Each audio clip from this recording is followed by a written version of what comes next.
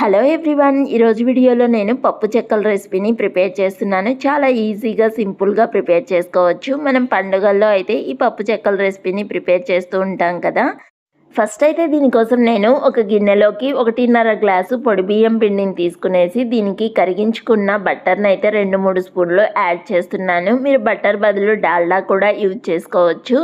ఆ తర్వాత దీన్ని ఒకసారి బాగా మిక్స్ చేసుకునేసి రుచికి సరిపడా ఉప్పుని, అలాగే 2 స్పూన్ల నువ్వుల్ని, ఇంకా గంట సేపు నానబెట్టుకున్నటువంటి పెసరపప్పును కూడా 2-3 స్పూన్లు అయితే యాడ్ చేసుకునేసి, ఇంకా దీనికోసం మిక్సీ జార్లోకి 4 చిన్న అల్లం ముక్కల్ని, అలాగే 3 పచ్చిమిర్చిని, ఇంకా దీనికి కొద్దిగా జీలకర్రని కూడా యాడ్ చేసుకునేసి మిక్సీ అయితే పట్టుకుందాము.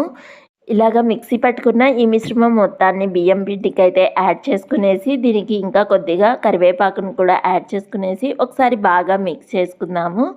ఆ తర్వాత కొద్దిగా గోరువెచ్చని వాటర్ని అయితే యాడ్ చేసుకుంటూ ఈ పిండిని అయితే బాగా కలుపుకోవాలి. మనకు కావాల్సిన కన్సిస్టెన్సీ వచ్చేంత వరకు అయితే మనము కలుపుకోవాలి. ఇది మరీ పలుచగా కాకుండా మరీ గట్టిగా కాకుండా సాఫ్ట్గా ఉండే విధంగా కలుపుకునేసి దీనిపైన ఒక నాప్కిన్ పెట్టేసి ఒక 10 నిమిషాలు అయితే పక్కన పెట్టేద్దాము. 10 నిమిషాల తర్వాత అయితే చేతికి కొద్దిగా నూనె కానీ నెయ్యి కానీ పూసుకునేసి ఈ పిండి ముద్దని చిన్న రౌండ్ బాల్స్ లాగా అయితే ప్రిపేర్ చేసుకుందాము. మనకు కావాల్సిన సైజులో అయితే వీటిని ప్రిపేర్ చేసుకుందాము.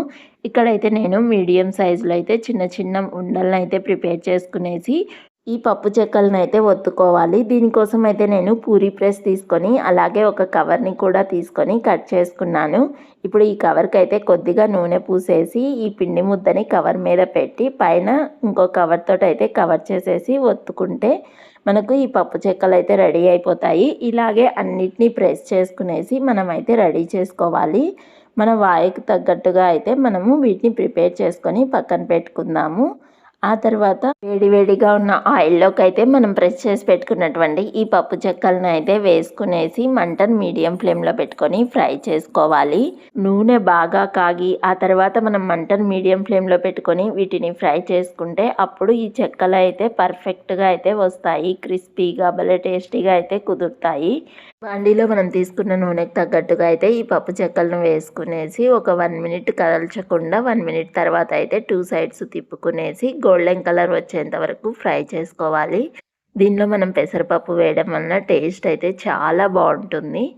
ఇలాగ ఫ్రై చేసుకున్న తర్వాత వీటిని ఒక ప్లేట్లోకి సర్వ్ అవుట్ చేసుకోవడమే. చాలా ఈజీ కదా, భలే క్రిస్పీగా అయితే ఉంటాయి. ఒకటైతే ఇక్కడే నేను తుంచి చూపిస్తాను.